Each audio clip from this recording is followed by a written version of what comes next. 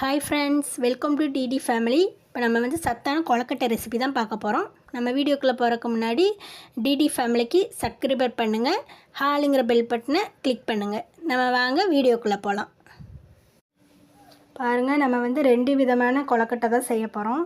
அதுக்காக சத்து மாவு 1 கப் எடுத்து வச்சுருக்கோம், அப்புறம் ராகி மாவு 1 கப் எடுத்து வச்சுருக்கோம், அப்புறம் தேங்காய் வந்து 1 கப் எடுத்து வச்சுருக்கோம். இப்போ இந்த தேங்காய் வந்து நம்ம மிக்ஸி ஜாரில் போட்டு 2 ஏலக்காய் போட்டு கொஞ்சம் ஒரே ஒரு ஓட்டு மட்டும் ஒட்டிக்கலாம்.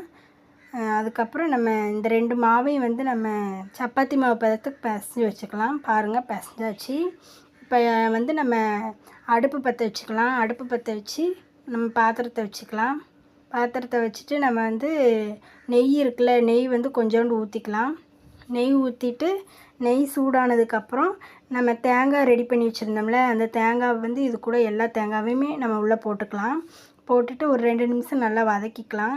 வதக்குனதுக்கப்புறம் நம்ம நாட்டு சக்கரை எடுத்து வச்சுருந்தோம்ல, அந்த நாட்டு சக்கரையும் இது கூட போட்டுக்கலாம்.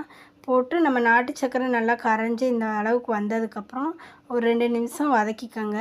வதக்குனதுக்கப்புறம் நம்ம பாருங்கள், இந்த அளவுக்கு ஆனால் போதும். நல்லா அந்த இது கரைஞ்சி நல்லா ஓரளவுக்கு கெட்டியானதுக்கப்புறம் நமக்கு இந்த அளவுக்கு போதும். நம்ம இதை ஆறுறதுக்குள்ளேயும் நம்ம இலையை கழுவிட்டு வந்து க்ளீன் பண்ணி எடுத்து வச்சாச்சு. இப்போ இது பாருங்கள், ஆறிட்டு இப்போ நம்ம இந்த இது ரெடி பண்ண ஆரம்பிக்க வேண்டியதுதான். பாருங்கள், இந்த மாவு வந்து இந்த அளவுக்கு எடுத்துக்கோங்க. எடுத்துட்டு நம்ம இதுக்குள்ளே வந்து ஒவ்வொரு ஸ்பூனாக எடுத்து வைங்க. 1 ஸ்பூன் வச்சுட்டு பாருங்கள், நம்ம இந்த மாதிரியே எல்லாத்தையும் ரெடி பண்ணி நம்ம ராகி மாவு எல்லாத்தையுமே எடுத்து வச்சுக்கலாம். பாருங்கள், இந்த அளவுக்கு நம்ம இப்போ எல்லாத்தையுமே எடுத்து வச்சாச்சு. இப்போ அடுத்து நம்ம வந்து சத்து மாவு இருக்குல்ல, அதை வந்து இதே மாதிரியே ரெடி பண்ணி எடுத்து வச்சுக்கலாம். பாருங்கள், இந்த மாதிரி ரெடி பண்ணி எடுத்து வச்சாச்சு. நம்ம வந்து அடுப்பு பற்ற வச்சு இட்லி பாத்திரம் இருக்குல்ல, அதை வச்சுக்கலாம். அதை வச்சுட்டு நம்ம இந்த இதை தூக்கி அதுக்குள்ளே வச்சு ஒரு 10 நிமிஷம் வேக வச்சு எடுத்துக்கலாம்.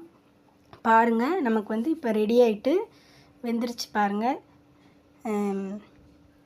நீங்களும் இந்த மாதிரி வீட்டில் செஞ்சு பாருங்கள். செஞ்சு பார்த்துட்டு எப்படி இருந்துச்சுன்னு சொல்லி கமெண்ட் பண்ணுங்கள். இந்த வீடியோ பிடிச்சிருந்துச்சின்னா லைக் பண்ணுங்கள். பாய்.